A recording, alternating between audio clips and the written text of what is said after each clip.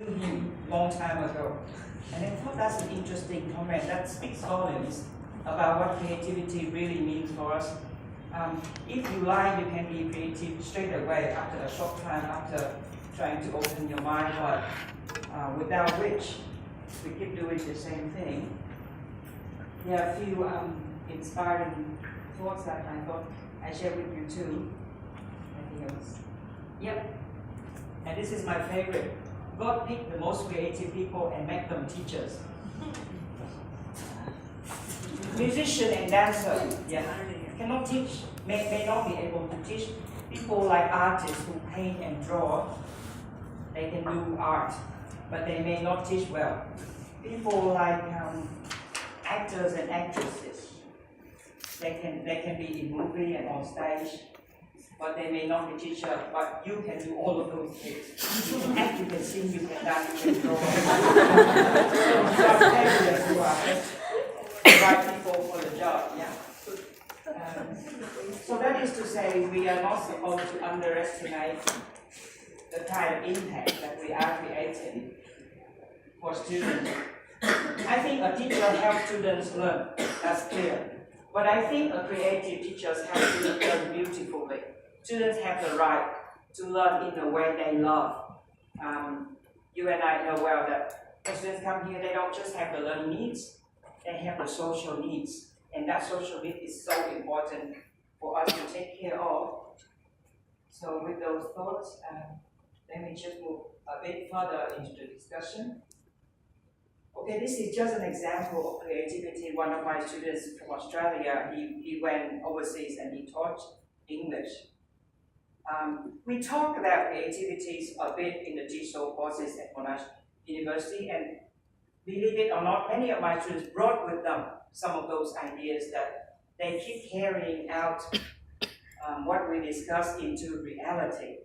And this student of mine, his family name is Mr. Moon, and he decided to write his own textbook for Over the Moon, which is his imagination. And he actually drew a little portrait of himself. He had a beard like that, and he was just flying over the moon. And that was his textbook that he developed for the students that he loved. It's just one of the many examples of creativity that I'm going to share with you. Just a few ideas. I'm not going to be very extensive today in terms of what people do to be creative, but just a very few thoughts. One of the most important things I thought about is creativity. A creative teacher utilizes learners' resources. And I thought about my experience. I thought I used to talk a lot about things that I learned, knowledge and skills that I earned from reading books. But then it was when I started to find things for myself, to develop my own idea, to come up with my own design, that I feel more confident to connect with my students, and that was when my students connected better with me. So I thought this is a bit of a lesson that I learned for myself that I love to share with you. Rather than instead of using too much of our knowledge, we take things from our students. It could be anything that students bring with them the moment they step into the classroom can be utilized for teaching, from their hairstyle, their clothes, their appearance, the way they move, talk, act, their memory, their experiences, their perception. Anything can be used. It's everywhere, pervading in the classroom. I'm going to give you a few examples in a moment, but I think to begin with, I'd like to emphasize the need of using the resources that we have beyond the textbook.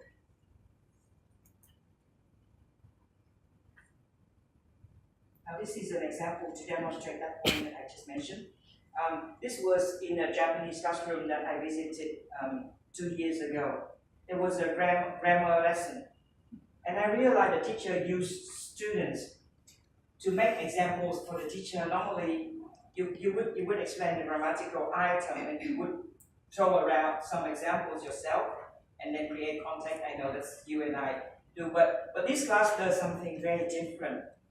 The teacher asked students to write sentences about their friends. So they wrote in pieces of paper that they submitted to the teacher. I had the pleasure to snap some shots of these pieces of work because they are actually eventually were selected by the teacher as some best works, then were displayed along the wall for students to learn from. And these things are real, about real people in the room. Ricky is the tallest, Hinata is the fastest, and so on and so forth. So when students have a chance to share their examples with others, their peers really pay attention because it's all about them.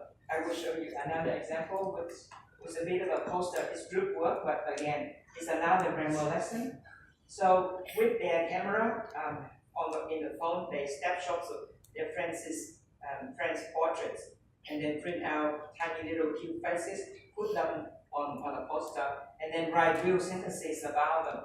I know a girl whose hair is the longest in G5, so there was a girl like that. When I look at the picture, I saw the girl, yeah. And then I know a person whose hobby is to play a small instrument, and so on and so forth. These are just so real, and they are cute because students really have to pay attention, they observe, and they find ways to praise their friends. And their friends receive this with a lot of pleasure. Yeah. This is just another example in the book that I wrote for China. That was when I was a student in the UK.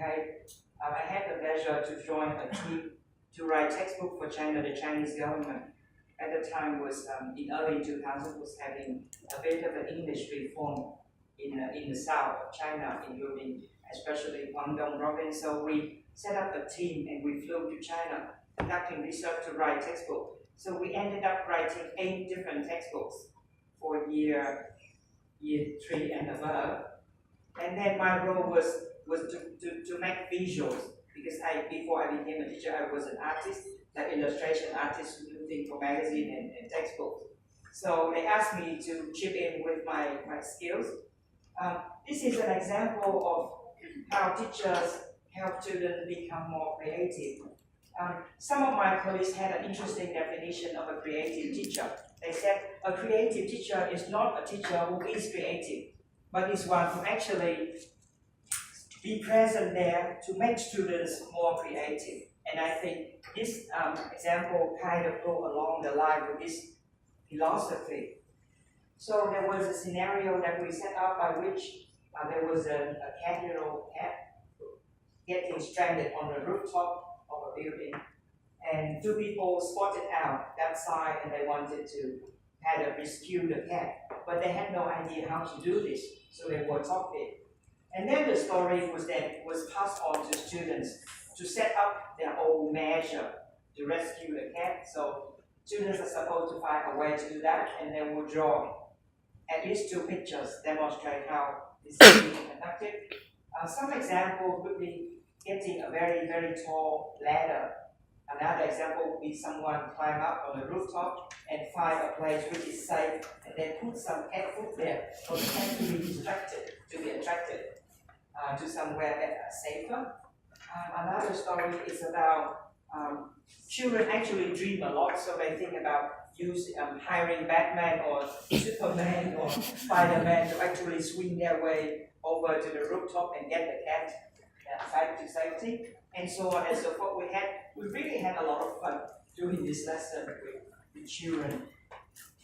So those are examples to kind of demonstrate the fact that if we use students as resources, this is just easy and not very complicated.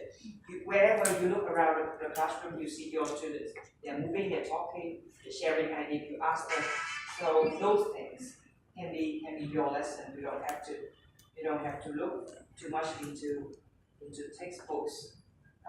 Over the year, we discussed creative teaching with colleagues, and I realized that people say there are 2 tendencies to be creative. One is to use external resources, like you go up on the internet, you get idea from people, you get idea from good textbooks.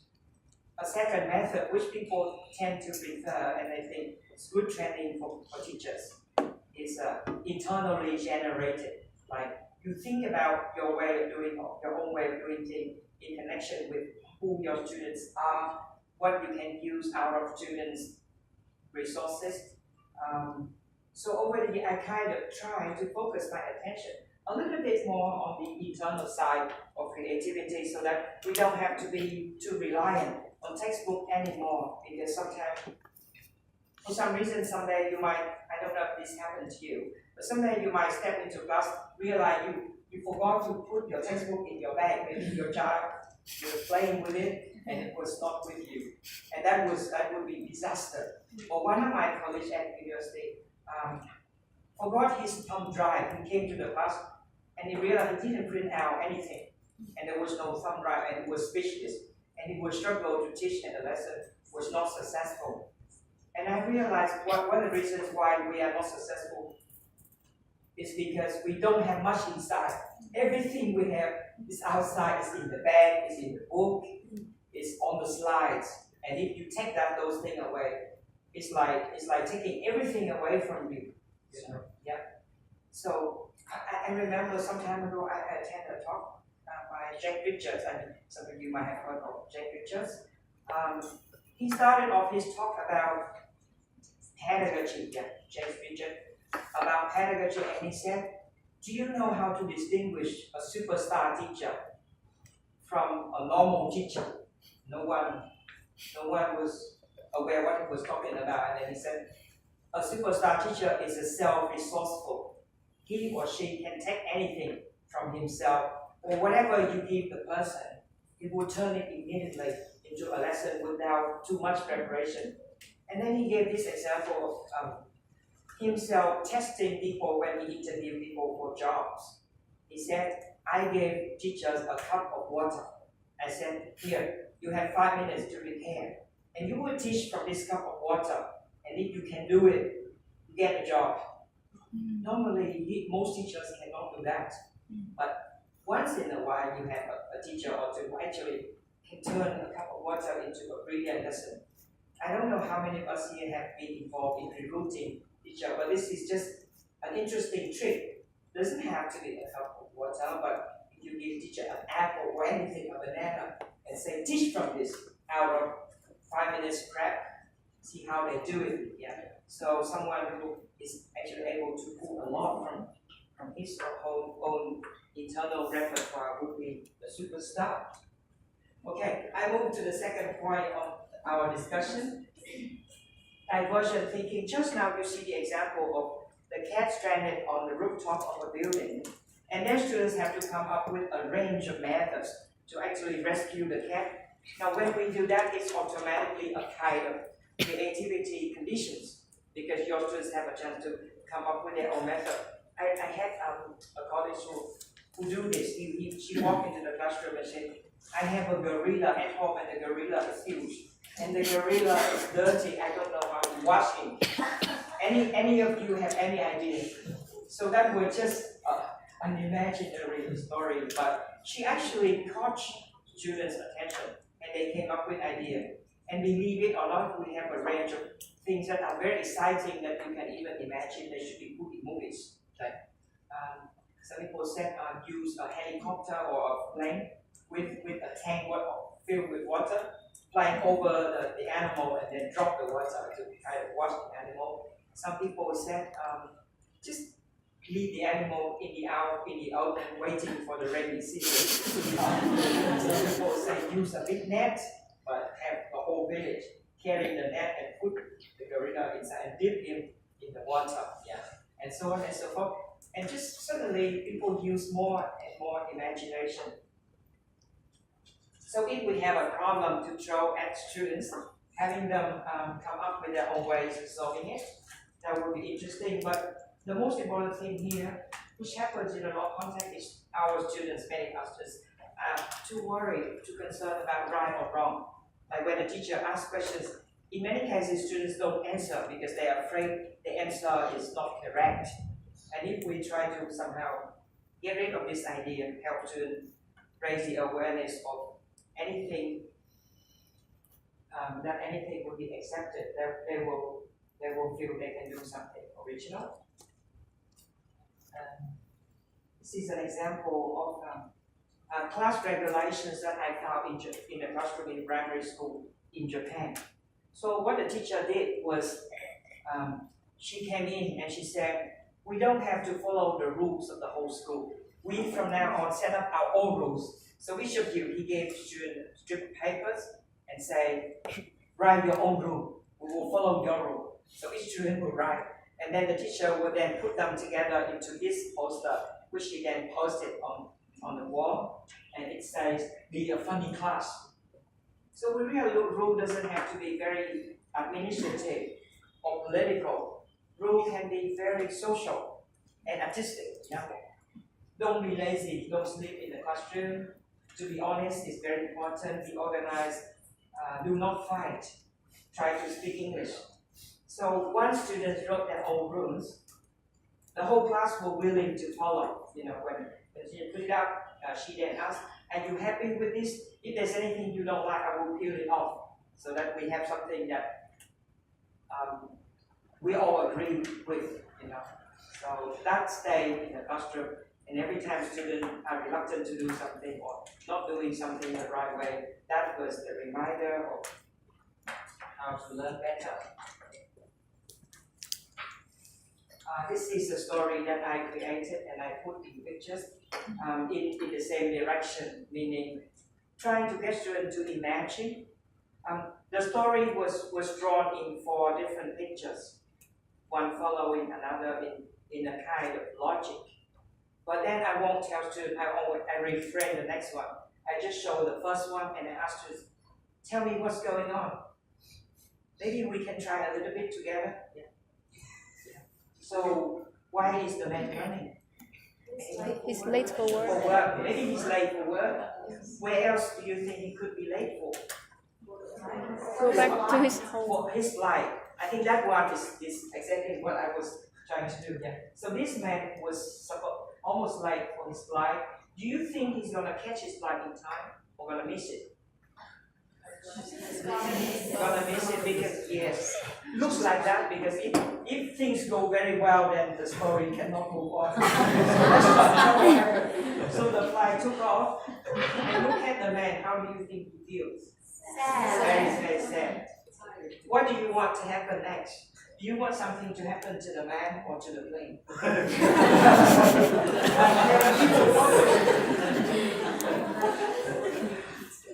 Any guess? Yeah? To the man. To the man. Okay. What do you think should happen to the man? You're very ethical, you don't want anything wrong. Yes, I respect that very much.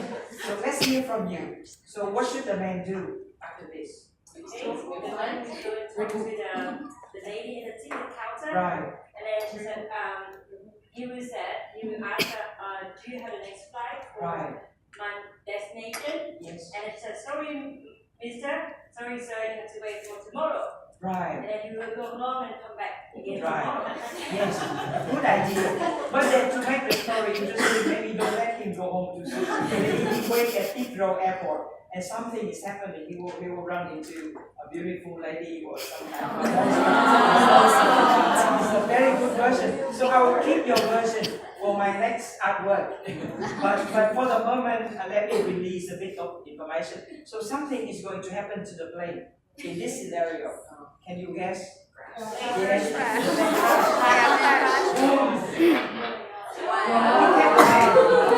happy. It's evil. He should be sad, yeah, but he's happy. Why do you? Actually, not really happy. How do you think he feels? Relieved. Relieved is a very accurate word. Thank you. Why is he relieved? He wasn't there. He's alive. Do you want this to be the end of the story? No. It needs to be final destination. It needs to be final destination. This is the final destination. Yeah.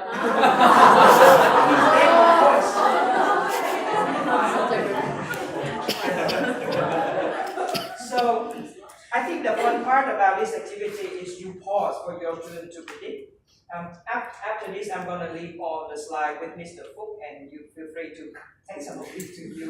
I'm sure you can invent better. But this one I created when I was a student during a presentation.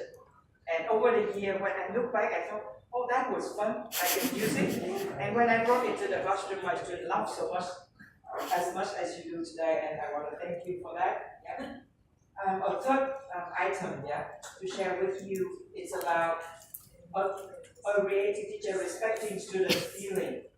And this is just from my observation. I realize some teachers have very advanced skills in teaching and huge knowledge, but for some reason the personality doesn't go well with the skill. And I added, a poor attitude may destroy good teaching. And that is so true in many cases when you observe. This is something that we notice the least, but is seemingly most important. How do you respect students' feeling? Any examples? Do you have any experience regarding something you said to students and you regret having done so? Criticize them too much? Maybe you and me at some point, we will try to remember at that moment when we criticize students so much. How do you hold that back when you're angry, when students fail to do homework, or when they don't respect you?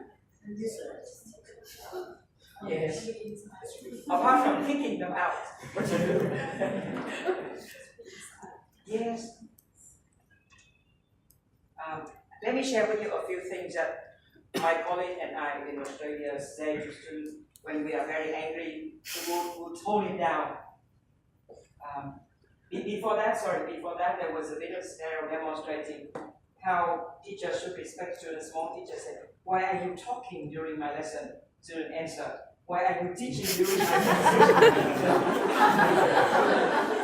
This scenario explained to us that students have social needs that we sometimes neglect. Yeah?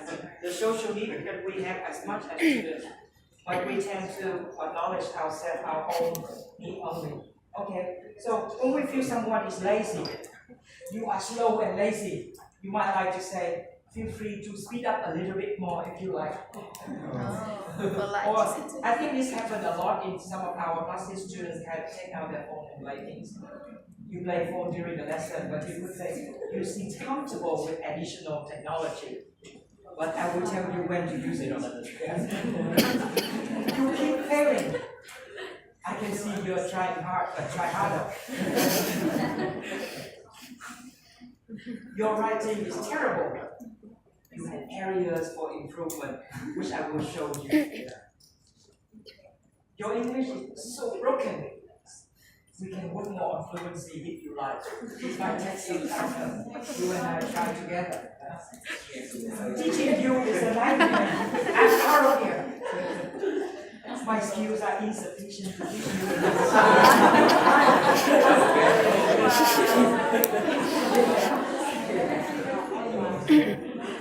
Do you think it's easy to do these things?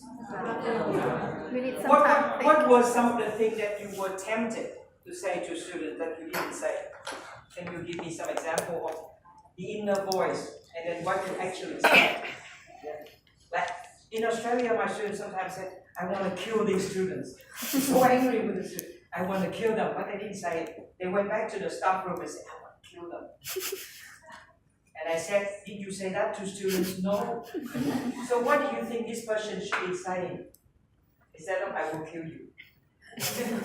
Like I have a student who talks a lot. Yes. I just want to say, he was like, shut up. Yes. Or, and do you want to be in my position? Yes. Things like that. Yes, of course, it's a good method, yeah. Instead of shut up, if you were me, would you be still talking? Would I accept that? Yeah. Anything else?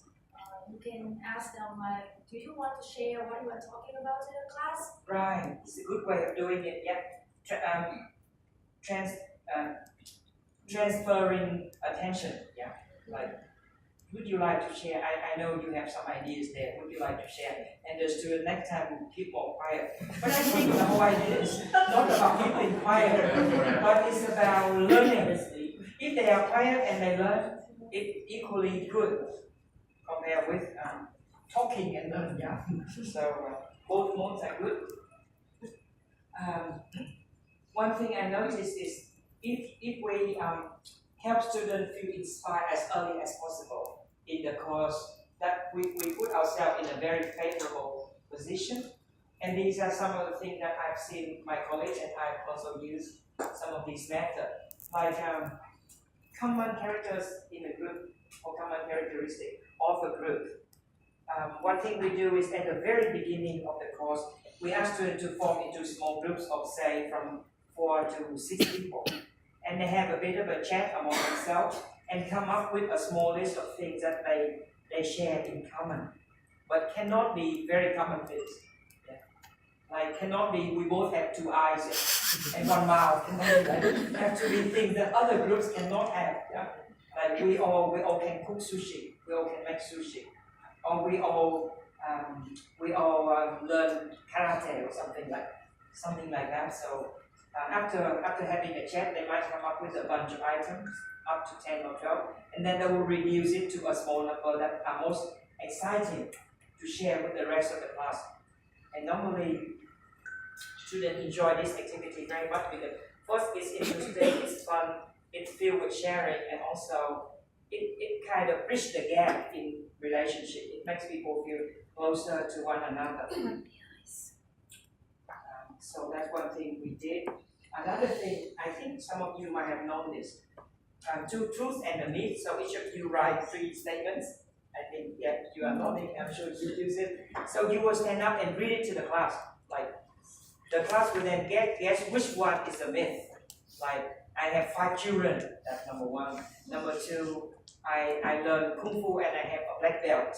Yeah. Number 3, I'm tired. So which one is not true? And they will look for the fancy ones. You cannot have a black belt, you are skinny and you're weak. But actually that's true, yeah. So the one that is not true is I'm tired because I'm not tired, yeah. So it's interesting. And this activity is kind of fun. You can get students to do it in pair or group or even in the whole class. If the class has a small number, but it might take time. And then one thing I learned from a lot of my professors when studying in the UK, I realized my professors never talk too much about themselves. They never show off their achievement or say they are good. Whenever they need an example of failure of something bad or wrong, they will use themselves. And I think that makes students feel closer, because students and you may have a big gap. Maybe you are beautiful, maybe you are rich, maybe you are important, maybe you know so much. So there's always a gap between your student and you that they don't feel close. But the moment you share with them an example that you used to be hopeless, you didn't know how to write, you struggled to make money, and so on and so forth. And, this teacher is a human being, not an angel or a monster. They feel, this is someone I can connect with, so I can easily learn from this teacher because she's just like me. Yeah. So those are things that we sometimes do. There are a few things, and this is again from observation and conversation with colleagues. We notice that creative teachers like to take challenge. They like difficult things. They like problem to solve. They like discussion. They don't like anything smooth. Yeah. For example, the ability to change material. Just now, remember, I was talking about one teacher teaching from the same textbook, and then he teach that textbook for 30 years because he already know it so well, like the back of his hand. And if the dean or the head of the department say change the textbook, he will be nervous. He suddenly stopped teaching very well. Yeah. So having the courage to actually throw away things that you can find better, yeah, is a challenge. Or the ability to design your own task instead of taking a task from a textbook, or the ability to change the task. From observation, I noticed this interesting thing that we may or may not have seen. Sometimes you walk into the classroom to observe and realize the classroom is really fun. Students move around, they talk, they walk, they act, they discuss. But at the end, if you ask them, what have you learned? Students cannot answer. So why are you here? I asked. They said, I don't know. My parents asked me, and some students said, I'm here because the teacher is fun. I said, yes, but tell me what you've learned. Then most of them think very hard and they couldn't answer. And I thought about it, and I think one of the reasons that is the case is because the teacher used too much of one type of activity, the fun type, the involving type. Experts said there are two types of tasks that we should be aware of: engaging tasks and involving tasks. Involving tasks are those tasks that you can physically see in front of you as the evidence of talking, learning, moving. If the school principal pass by the class and look in, when you are implementing an involving activity, it looks like you are working hard. The second type is engaging tasks. Engaging tasks is when students don't move very much, but they really work hard and they really learn. Like solving a problem by yourself, or reading a short story and come up with the moral of the story. Now, some of these tasks are very deep, interesting, helpful, but on the outside, it doesn't look like the teacher is working. When the teacher implements this task, look like the teacher is lazy. So the teacher may be fired. This task is ongoing for a long time.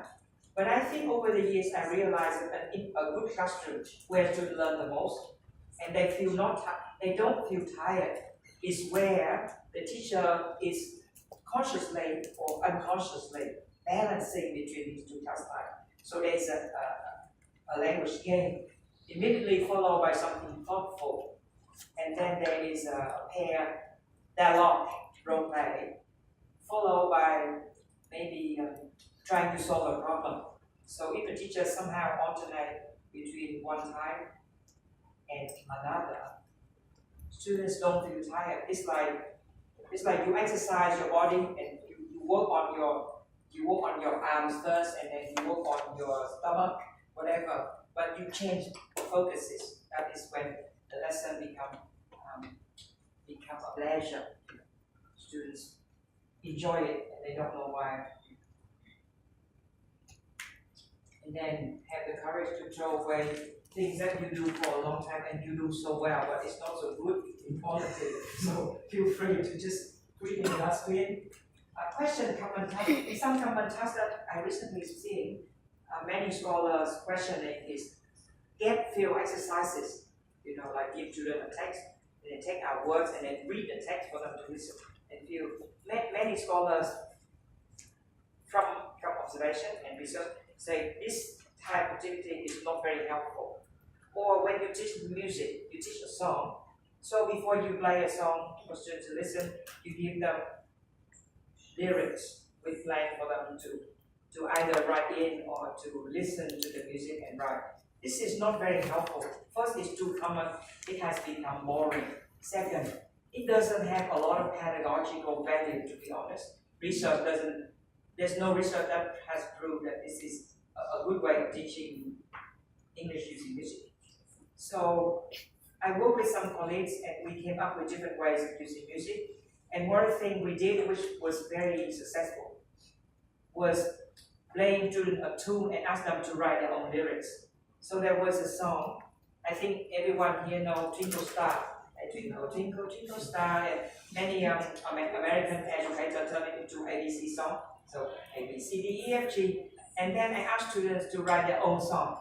And they came up with Monday, Tuesday, and Wednesday, Thursday, Friday, Saturday.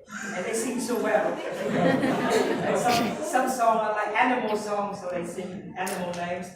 And there was one group that was just so exciting. They wrote a dialogue.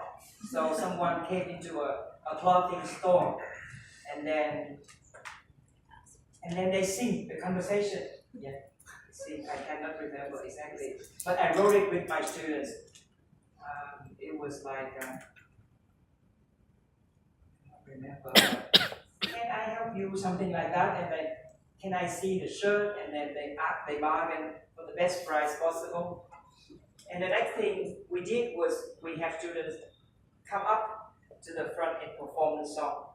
And then if you can play the guitar or some kind of keyboard, or you have backing track, you can just turn it on for students to sing. And it may be a bit of a competition, and you bring chocolate and give. So students actually learn a lot of things through this activity. They learn, apart from singing and art, They learn vocabulary, they review vocabulary. They learn how to construct dialogue. They learn presentation skills. They share ideas. Sometimes you can write a story and sing the story out loud. So we did that as a way of responding negatively to very common tasks that are not very helpful. Some teachers say, oh, but what you are saying is so time consuming. Where is the time? I'm teaching a lot and I have my children to take care of, and I don't have time. I'm not ready. But I think, first of all, I believe that when you say that, the readiness will never come until the day we die. The ready. Most of the time, people who start something, they start not because they are ready. They start because they try to start and they don't think about readiness. They just try and see and they keep going. Now the Japanese have this called 1 minute rule, which they use very well to learn new things. So with this method, every new thing that you learn, like instrument, another language, a software, every day you just spend exactly 1 minute learning it. And you don't stop. You keep it going every day. You don't just learn 1 day, 2 hours, and the next day you stop, or you stop for a week or a month. That doesn't work. You have to stick to it. You have to be, the trick about this rule is being persistent. So 1 minute today, tomorrow at the same time 1 minute. Until one day, suddenly you have this skill, or suddenly one day you speak a new language. So many of them share with me, and I've seen evidence of success. When I was, two months ago, I was in Japan for 2 weeks, and I talked with people, and they told me this rule, and they speak another language. And they said, I learned it from the 1 minute rule. So I thought I would try, because I think many of us here want to learn more than just your mother tongue and English. And by applying this rule, someday you will achieve way more than we could ever imagine finally. And I think this is the most important thing. Remember at the beginning we mentioned creativity that is externally generated, and the kind of creativity that is internally generated. Now the internal resource that we make for ourselves actually come from observation, experience, sharing, understanding, especially investigating or experimenting. Now this word scares a lot of people, even people who have done research quite a bit in their life. When they look at the word research, sometimes it's like a nightmare. It sounds difficult, it sounds tricky, it sounds tiring. But if we come up with a more friendly word, it may help. Like at Monash University, I teach a research unit, which I call investigation. The title of the unit was investigating education in intercultural context. So investigate is a more friendly word, which means exactly the same as research. Sometimes people use words like inquiring, or even more friendly, use experimenting. So I'm going to share with you a few examples that I've done with my colleagues and my students to show that research is not something tricky. But if you don't like the word research, don't worry about it. Just try to look into what you're trying to do and see the nature of what it's about. Together with research, we might enjoy sharing what we found out. We might enjoy collecting ideas from what our colleagues have found, and we might put those ideas into practice and see what happens. But I think, and this is the Australian spirit, like people in Australia don't like to be a hero. They like to be, I remember when someone received an award, they never come up and say, I've done it, I'm the best. They always say, without this group, without these people, I will not be able to do this. So if you praise them as a superstar, they're very shy. I think this is something that I noticed over the past 10 years being in Australia. When you praise someone as talented superstar, they will refuse. They say, no, I'm not like that. I do this thanks to having learned from this person, that person. And I realize this is very much the culture that I admire. The idea that every teacher is a student of other teachers. So research can be fun. I give you some examples. Bear with me for a moment. But there are stories to share with you. These are activities related to research that I've done with colleagues. There was a psychology project where teacher asked students to do research. So he sent out people in the street to interview people, and there are only 2 questions on the interview list. One is, what quality do you dream of yourself having? 2, what quality do you dream about other people? Do you wish other people had?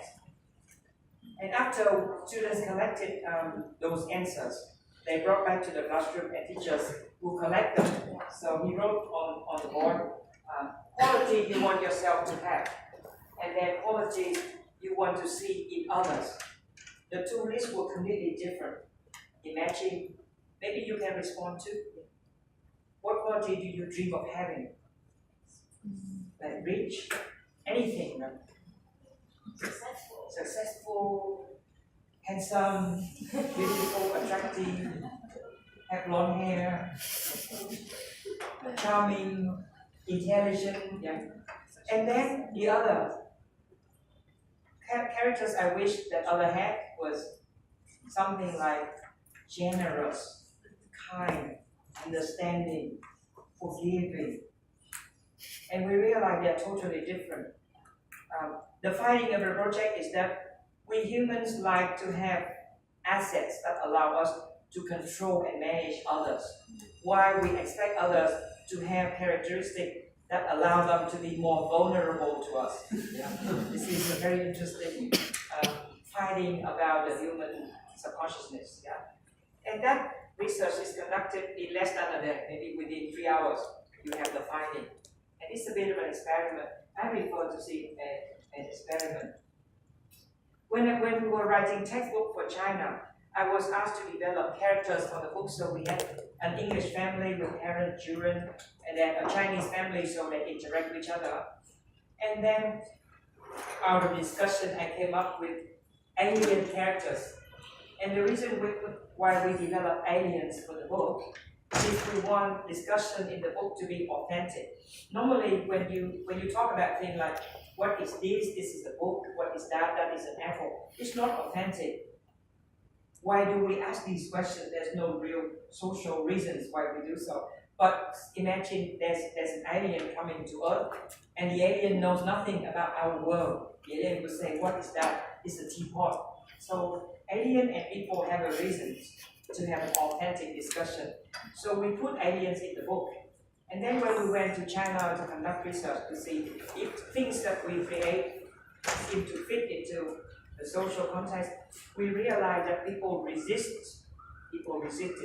this character. We had 3 meetings. The first meeting we had with the management, like leader of the Education Bureau of Guangdong province. Yeah. So when I showed the management some of the alien characters, they didn't like the characters at all. They said, no, you don't put these characters in the book. They look so weird, they look so strange and unreal. Our students don't like these things. And so I waited. I thought, okay, I will think about it. And then I had another meeting with teachers, and I showed the same characters again. Teacher said, we're not sure. Let's try. Some teachers said, no. Students don't like these characters. They are so weird. Some others said, maybe, looks interesting. So they have very mixed feelings about the characters.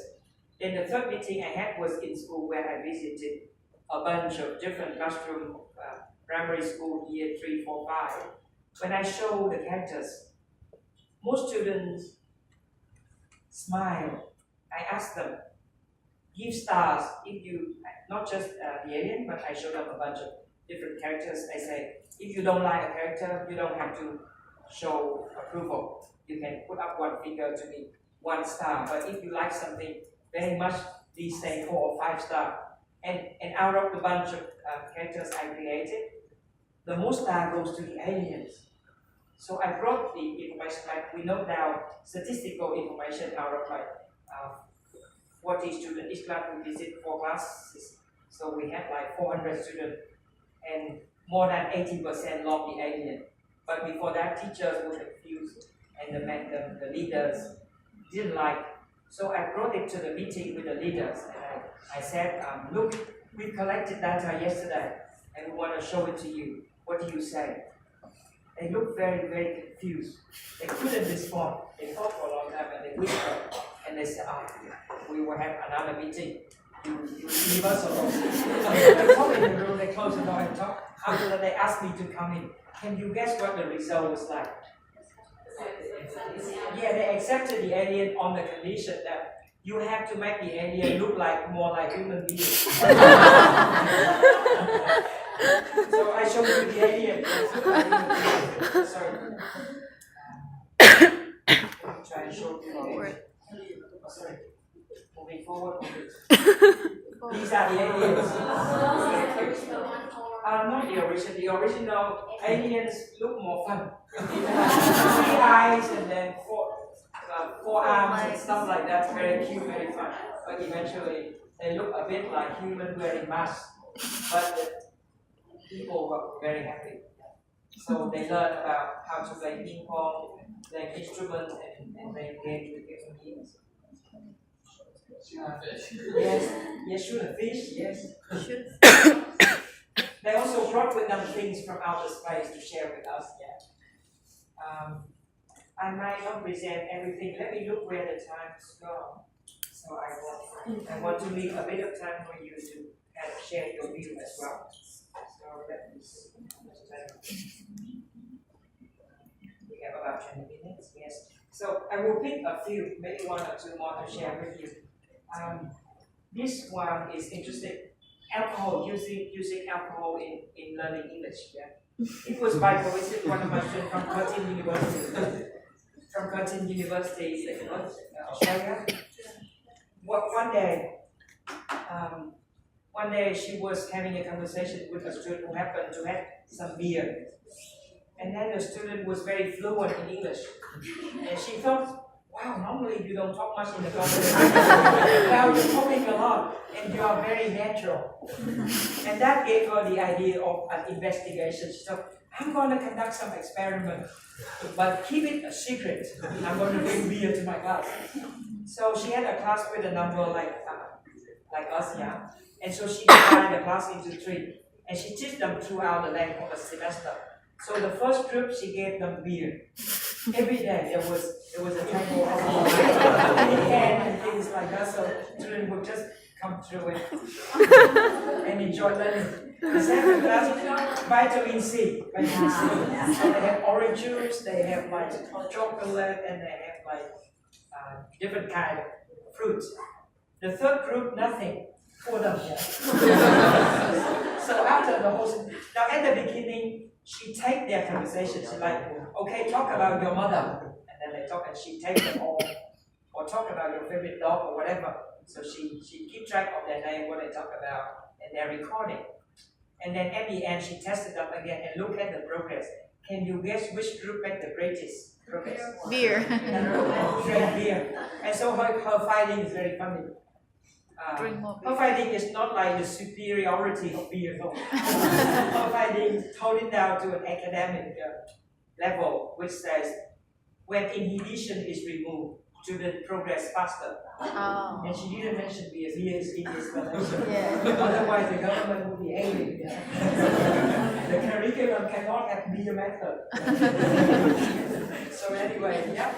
And I think that kind of, I have a lot of examples from my students because one of the subjects, the module, the course I taught at Monash is research, and I try to inspire my students by telling them real story about what my colleagues have conducted, and then I encourage them to come up with the most peculiar, interesting, unusual test that they can do in a day or 2. Yeah, so they come up with very interesting idea and go away and come back and do a presentation.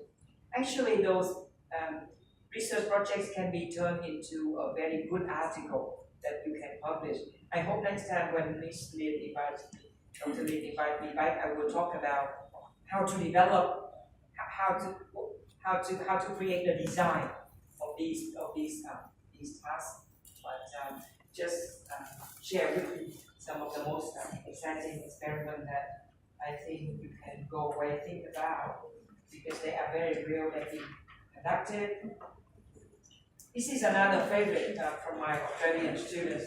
So one time I printed it, but this is not just my idea. This is something I learned from my colleagues together. So we brought into the classroom a box of junk things like miscellaneous, like buttons that we don't use, like paper clip, broken cups and everything. Yeah. So we have to each of them pick one thing, go back to their seat and try to turn it into a piece of artwork, and then write a caption for it. Maybe a story, maybe a little poem, could be an explanation. So this one is about a student wishing to be a bird so that he can enjoy more freedom and he can take on things from a different perspective. So it's about perspective. And this is about environmental protection. So keep the air cleaner, don't pollute the air, don't litter on the street, so that our children can have good air to breathe and keep their lungs healthy. Yeah. This one is about, the caption was about good moments come and go very quickly. So to retain them, they come and go as quickly as flowers and fruit that get rotten. Yeah. So one good way to not lose track of them, those moments, is to keep them in your mind or in your heart to share. So that was just one of the ideas. And over the time, we collect these things. Yeah. Some of my colleagues collect these things. Like when students come up and they can present, or if there's no time for presenting, they will paste them all along the wall as a bit of an exhibition for students to come and look. And then the teacher will snap shots of these and give. And with a bunch of artworks like this, you can actually write an article about your students' imagination, how they use imagination to stimulate creative potential and share meanings, share experiences. It's a powerful kind of project that helps us within one lesson, but we need a little more time to go up and write. And I think once I've been exposed to my students, how my students respond to creativity, to my education. For creativity, I learn a lot from them. And I want to maybe leave with a quote that I like very much from a very famous educator called Paulo Freire. He's Brazilian and he's very famous for his pedagogy called Pedagogy of the Oppressed. And he said, I find it very hard to learn from those. I think I shared it with students here one time. I find it very hard to teach people from whom I have nothing to learn. So we all learn from each other, and research is the best way. It's one of the best ways to actually help us learn from each other and share ideas. So I think on that note, I won't give you much longer. This is an example of sharing in Japan. 2 years ago, I attended this conference organized by the Japanese Learning Society, and the purpose is the same as what I'm sharing with you. Teachers do research, and then they achieve something or get to some finding they brought to the conference and share. So on the left is a school principal. His name is Yamaguchi. He's a school principal of a school called Konbusai in near Yokohama. He provides a lot of methods for teaching English that helps students develop English really fast. In the middle was another school principal, but he happened to be a university professor as well of Waseda University. Waseda is top university in Japan that produce prime ministers of the country. And there's another principal, so they team up and they share ideas, and then together they set up a presentation to share the conference. And it was a very good discussion. It was really inspiring. So this is just a random example of what we can do beyond the classroom to become superstar teachers, not for ourselves, but to really help change education in our own schools. So with that, I would like to say that creativity is not something that works independently, but the foundation of creativity should be our own knowledge that we take from real life rather than from the book. And it is from real life experiment that we can have a lot more to share and think about. So on that note, I would like to leave you thinking and maybe having a bit of discussion before we leave. Thank you for your engagement. Thank you.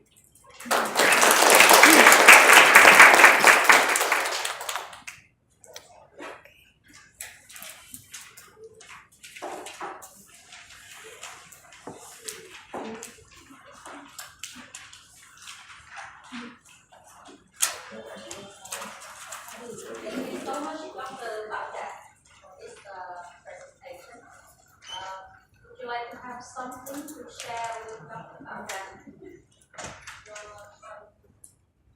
Taking ideas or getting some advice?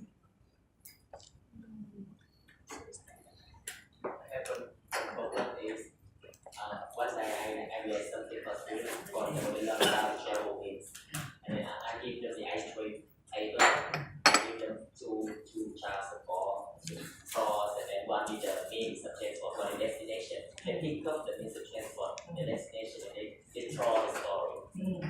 And this takes them one section, 3 years to do it. It's time consuming, and thinking about it is time consuming.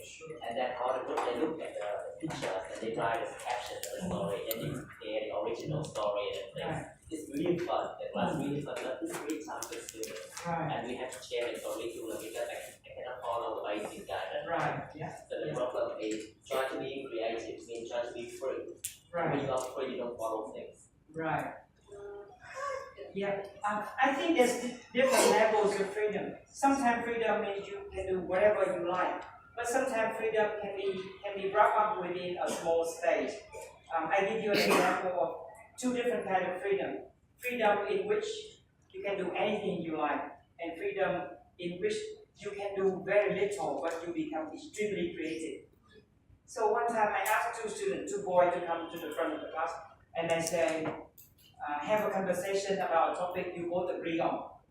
Any topic, say anything.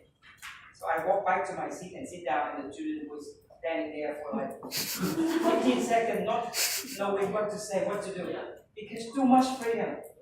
I think sometimes too much freedom doesn't work. So again, I said, okay, let me help you. I'm giving you some content, and I'm giving you some condition. The content is you 2 are being caught in a love triangle. You both love the same girl, and you are fighting over her. So let's have a fight.